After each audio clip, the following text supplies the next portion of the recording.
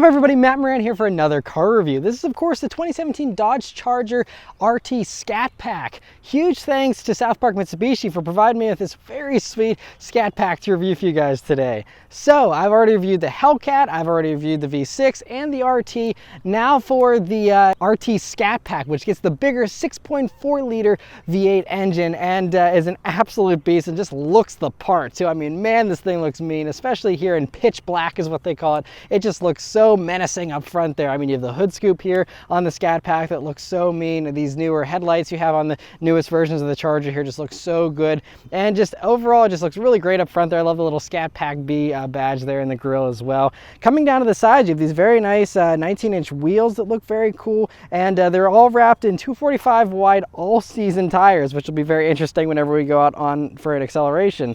But other things, you have a nice 392 badge here to designate the cubic inches of this engine. And this one even looks meaner because you have the tinted windows on it. And going out back, you'll see tinted taillights as well to give it an even more menacing look. Even though those taillights already look really cool. I love the kind of racetrack LED arrangement they call it back there. Looks really cool. Of course, you have the dual exhaust too that look great. And a nice little spoiler here on the Scat Pack version as well. And it's a really cool package here, the Scat Pack. It gives you the same amount of power as the SRT version, just without quite as many luxury stuff and a little bit less braking performance and things like that. But overall, it's a really cool looking package. Rest of the interior of the 2017 Dodge Charger RT Scat Pack. Well, it's a really cool place to be. So anyway, first things first, sitting down in these seats, really nice suede seats here you have in the Scat Pack. If you want full leather seats, you can get those in the SRT, but the Scat Pack being a little bit of a cheaper version with this bigger motor, you make some sacrifices here on the interior, so it's not quite as nice and lavish as the SRT version. But anyway, these seats are still really great, and this one does have the optional heated and ventilated seats. You can upgrade into these, so these are nicer than the regular seats you get in a base Scat Pack, and they just feel really good. It also just has pretty good bolstering here. I mean, they're huge bolsters, but they're still wide enough to accommodate all body types, and very comfortable seats too. They're a little bit on the larger side just as far as width and everything, so they're just really nice and comfortable seats. Next to the steering wheel here in the Charger RT Scat Pack, which is really sweet. Not quite as cool as the one in the SRT, which has a flat bottom. This is just a nice round wheel, but still is a nice thick beefy wheel. Has great little 10 and 2 notches, nice 9 and 3 grip. Have these nice actual metal little half paddles they always have here in the SRT products. Not a full paddle, but you have a paddle where you need it the most, or right at by the 9 and 3 grip. And so nice to have those, and they just feel great to the touch being metal. You have the little buttons here on the back of the wheel as well to change the volume and tune, and then on the front it makes it nice and simple because you just have the buttons to change the stuff in the gauge cluster and then your cruise controls, and that's it. And so overall, really great and attractive steering wheel. Next to the gauges here in the RT Scat Pack, which are just so cool. I love, especially in the Mopar, the performance stuff, how they just have fun with, like you can see the animated Scat Pack B, which is just a nice little touch. Not necessary at all, but just kind of makes it a little more fun and exciting than, any other of these muscle cars that don't have those types of things. I just really like that kind of stuff. Anyway, though, you have very nice gauges, very easy to read. I like the fonts are very aggressive and sporty looking. And then you have that nice large center display, which is really just packed full of info like it always is here in these Mopar products. So you have digital speedometer, you have all your typical stuff for music and navigation, all that type of stuff. But all the good stuff is the performance meters. So you can have measure your quarter-mile times, all the stuff 0 to 60, all that type of stuff is in there. And then you can also go over to all the vehicle parameters you can track here with that center screen. It'll display just about any information you want there, and so really nice to have all that. And so overall, just a really great set of gauges. Coming over to the center of the dashboard here, right up top you have the nice 8.4-inch Uconnect touchscreen, which is really great here. It's been in these Mopar and especially the Charger for several years now. Really great screen, has Apple CarPlay and Android Auto, which is always appreciated, and it's very, very quick and very responsive, which is great because stuff like the seat controls for heating and cooling and heated steering wheel, that's all only in the screen. There aren't any hard buttons for those functions, so it's nice. This is nice and quick. So as soon as you hop in the car, if you want to, you know, turn that stuff on, you're not waiting around for the screen or anything. So really well done job there. All the other stuff, you know, radio is very easy to use with, you know, volume and tune knob, and very large menu items, and, you know, very simple and straightforward and uncomplicated. And otherwise, you know, you have also the performance pages, which kind of reflects some of the stuff here in the gauge cluster, and we'll show you, you know, any kind of performance stuff you want there. And otherwise, you just have like your navigation, a few other basic controls there. So, you know, just everything you want and need, and it's all within very quick, easy reach, but not so complicated, and it doesn't have any unnecessary stuff either. So overall, really well done there. Coming down, you'll see, like I said, that volume and tune knob. You have a few buttons here, one for sport mode, one for super track pack, which will actually bring up the customizer, which allows you to customize the different drive modes, which is really cool. Yeah, that's basically it as far as that stuff. You have a couple buttons here for your climate control, and that's it. So it's a very simple center stack and just really great to use. As far as storage space here in the Charger, it's always really great. You know, they're a full-size vehicle, so you have plenty of room. First off, in the doors here, you have a large map pocket with a bottle holder, which is always great to see. Coming over to the center here, you have a nice large cubby, which can fit any kind of size smartphone in there with ease. You also see just a regular power outlet in there, no USB jack, unfortunately, but a nice space nonetheless. You have another little slot here, which you can hold the key or something like that in there, but not super useful. Then you have your two cup holders here, which are a good size and are also illuminated, which is a nice touch. They have a little cover for them as well. And then you have the center armrest, which is really nice and softly padded. Not super expensive feeling, just feels like vinyl, but it is, you know, soft and so good for resting your elbow on. And anyway, you open that up, and then you'll see this little tray, which has a coin holder built into it, and you can either slide that forwards or backwards or remove it. And then you'll see in there two USB jacks, an auxiliary jack and a power outlet, and plenty of space in there with a couple little dividers as well, so you can, you know, hold things in place a little bit better. And so overall, a really great amount of storage space. Backseat space in the Charger isn't quite as roomy as you might expect for a vehicle this large, but it is still pretty good. So I'm 5'9", me sitting behind myself, I have about 3 inches of legroom to spare there. So, you know, sufficient. It's not cramped by any means, but I wouldn't call it super spacious either, but certainly, you know, it is a great family vehicle. Obviously very, you know, easy to put kids and stuff back there, or like I said, you know, full-size adults should fit just fine. You have a pretty good amount of headroom there too as well. The roof actually stopped a little bit, so you have a little bit more headroom there thanks to the glass being a little higher up. And so overall, you know, pretty good amount of headroom there. You also find a fold down center armrest, which has two cup holders in it, and another little storage cubby in there, as well as obviously the center armrest. And then looking forward there, you'll see your air vents, you'll see two USB jacks, and also your heated seat controls for those rear occupants, which is again an option that this one has. And so very nice that that's even available here. And so overall, it makes for a really nice and comfortable back seat. Trunk space in the Charger is nice and large thanks to, again, this large size of this vehicle. That's really where you get a lot of space in that trunk. A very large, roomy trunk. It's very wide, very deep, long. It's just got it all covered. And you also even see a Beats audio subwoofer back there as well. And this one, again, as an option to have that Beats audio system. And that's really nice, though, to have. But overall, just a really nice, spacious trunk. Will easily swallow up several suitcases very well. All right, so start them, go for a drive. The Charger here has the typical Dodge key. It's not super nice or anything. It's just plastic. Has little rubber buttons here on the back. But anyway, it is nice as keyless entry and push button start. So you just leave the key in your pocket, hit the engine start button, and it roars to life. Great startup mode. All right, so setting off in the 2017 Dodge Charger RT Scat Pack. Well, these things are just so cool to drive. I think the first thing I'm noticing immediately is the razor sharp throttle response. I don't remember it being this responsive. I mean, it is really, really sensitive. I mean, whenever you're starting from a stop, like, you actually have to focus on being delicate with your right foot so that you don't just immediately peel out. It's really kind of funny. Other things to note, though, you have a nice high seating position here in the Charger, and so it gives you a pretty good view of the road, which is needed because, you know, visibility is pretty good, but you do have this dashboard that really kind of comes up high, so you have to have your seat up a little bit higher so that doesn't block your view. You do have the very cool little hood scoop there on the Scat Pack, which is a welcome sight. Doesn't really block visibility too much. And so overall, you know, still a pretty good view forward. View out of the sides is pretty good as well, and view out of the back is also really good, you know, just like about the same as any other sedan.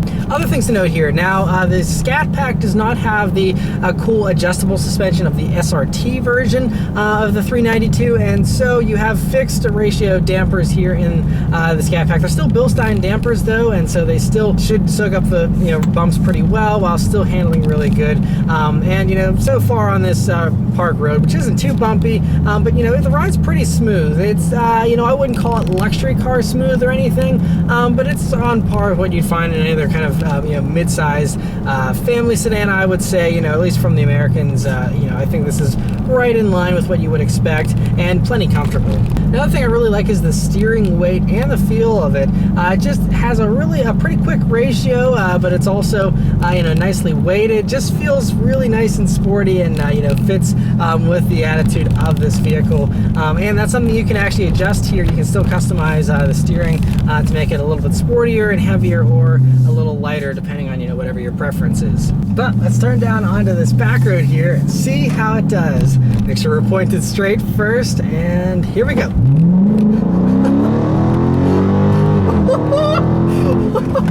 Man, this thing's fast.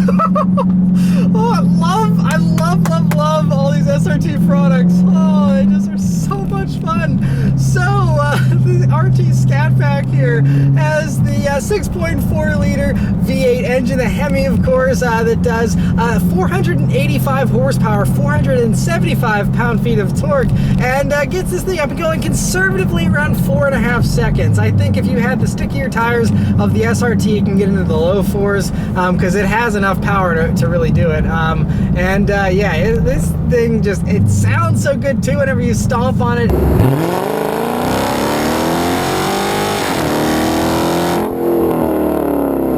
It feels so good too. It's a motor that just loves to rev it, especially with this CF 8-speed automatic that these things run. It's just such a snappy transmission. I mean, there's no delay. There isn't any kind of waiting. This transmission is brilliant. I'm so glad that they used this transmission instead of trying to do something on their own, or do something that was cheaper but not as fast. This is a fantastic transmission used by many manufacturers, and for good reason. I mean, it is just an excellent transmission. I mean, it's just so responsive. The second you put your foot down, you immediately get the downshift. There's no waiting.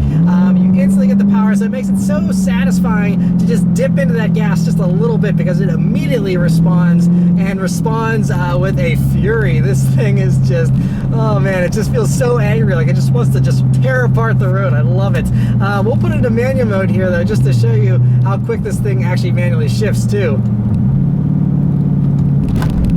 So downshifts aren't immediate, but upshifts just about are. I mean, it's no dual clutch still. I mean, it's still a normal torque converter automatic. It's not Porsche PDK fast or anything, but I mean, it is really quick. I couldn't ask for more out of an automatic, I don't think. This is really right up there. Is probably one of the best. I mean, it's not just in this application, it's in all applications. This ZF 8-speed is just great. I absolutely love it, and especially paired with this engine, I mean, it just makes the whole thing feel so eager. It encourages you to go faster and faster. It just makes you want to push it more. It brings out your inner hooligan that just wants to just fly everywhere, and you just want to keep hitting that gas to hear that exhaust sound more and more, and just, oh, it just sounds so good too. From the factory, the fact they gave this thing a good sounding exhaust from the factory is something that should be praised as well. I mean, Mopar is they've been doing awesome these past few years with all these cool products they've been rolling out, and I can't get enough of them. They're all fantastic fun, and it's just different levels for whatever you want. I mean, you can go for the V6 if you just want the looks, or just 300 horsepower is still not slow really, or you can go up to the RT, get a little bit more, get the nice V8 sound. You go to this one to get the sound and the really intense power, and then you obviously have the Hellcat if you just want to go full on insane. But they're all just so much fun to drive. Obviously they are a little bit on the larger side. It feels, I mean, like I said, your high seating position and everything is almost on par with some small crossovers these days, honestly. You feel like you're driving a big car, but that's okay because you have plenty of power, and it still, feels very receptive to all your inputs, so that, you're never waiting around for it still. Another acceleration. just sounds so good. And now we're going around some corners here just to, you know, try out the handling again. I'm pretty familiar with these SRT, you know, setups, but like I said, all the other stuff's usually adjustable. So this being fixed rate, you know, in these Bilsteins is a little different, but honestly, it really feels flat. And, you know, they do such a good job. I know everyone loves to just bash the handling of these vehicles and just say, oh, they're only power and nothing else, but that is not true. I've taken these things around an actual racetrack a couple of years ago. You know, I've driven them several times. They all handle really good. Yes, they're heavy. Yes, they're large, but that doesn't stop them. I mean, obviously this one could use a little more grip probably because we only have 245 wide all seasons all around, and if you go for the SRT you get 275s instead. Problem solved. So, you know, I think you can have plenty of grip, and obviously changing tires is the easiest way to improve the handling on any vehicle, and that certainly goes for this as well. So I mean, I think that's something that easily could be improved if you find it lacking, if you test drive one of these and, you know, want more handling. I mean, yes, you know, it is heavy. 4,400 pounds is pretty heavy for a sedan. I'll be the first to admit that, but you know, it really masks that well. It doesn't feel really that heavy unless you're in really tight corners, but you know, in the higher speed sweepers like this and stuff, I mean, it grips, it, you know, is very sharp and pointed, you know, and everything just goes really, really well in it. You know, you don't feel yourself doubting it. You're not like, man, can I really do this? Like, it does it all. You know, you just point and shoot, and, you know, obviously you have to understand physics and stuff. You can't throw it into a super tight corner at, you know, really high speed, but you work within the car's limitations. It's still plenty fun, a plenty good handler, and it's just an absolute blast. Oh man, another thing that's an absolute blast though is with this transmission. You know, other people, you know, they have the 8 speeds that you have really tall, you know, tons of overdrive gears. This, it's just like first and second are just super short, so it just lights up the tires and just, you know, it makes it so that it just rips your head off. It's almost like the Nissan GT-R and several other vehicles that have that same type of gearing, where you have very aggressive first and second gears that just really throw you back.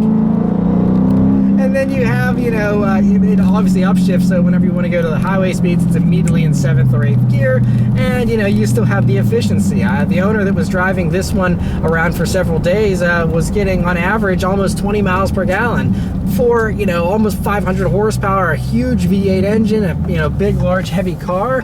20 mpg isn't bad. I mean, some of these small crossovers struggle to get that. And you get all this sound and excitement and fun. I'd rather have this over some little crossover, that's for sure. So yeah, I mean, I really think they do a good job of balancing everything out here, you know, with these Mopar products, especially the Challenger, with the practicality of the 4 doors, and just, you know, you still have all the muscle, all the attitude, all the fun, and it's a well-rounded package too. I mean, even though the Scat Pack, you know, is more engine focused and doesn't have quite as much of the handling tricks, you still get Brembo brakes, for example. They're 4-piston Brembos here, but you still have the slotted rotors, and, you know, they still, I mean, haul this thing down to a stop really quickly, and are very strong brakes. Again, if you want more braking to, again, balance out that power and have even better brakes and better handling, you can go for the SRT once again, which is just, you know, a few thousand more, and then you get 6-piston Brembo brakes instead of 4. And so, again, you can have just as much of a well-balanced vehicle as you want, or if you want to just go all power and, you know, everything else is just, you know, adequate, that's fine too. And I think this is more than adequate. I mean, you know, a lot of these other vehicles don't get Brembos as standard, so for the Scat Pack to offer that, and then to offer it at such an affordable price too, is really really compelling. You know, I mean, these things still, even a brand new one with some manufacturer discounts and stuff, currently you can get a Scat Pack like just like this one brand new for sometimes under 40,000, even mid 30,000s, and these things actually hold their value pretty well as well. So used, these are also hovering in the mid 30s, you know, for 2016s, 2017s. But yeah, overall, I think the Scat Pack is really the sweet spot probably in the Charger range. Without going super expensive, you know, like the Hellcats and stuff like that, this is still plenty of power to have fun with for very, very little money. And you still have a very well-rounded vehicle with good brakes, good handling, all the same nice infotainment, and, you know, all that type of stuff. As many of the luxuries are as little as you want. It's just a really well-priced, just absolute awesome package that Dodge has here with the Scat Packs. I absolutely love it. So anyway, huge thanks once again to South Park Mitsubishi for providing me with this RT Scat Pack to review for you guys today. Let me know your thoughts on these in the comments below. Thank you guys very much for watching, and I'll see you next time. Take care.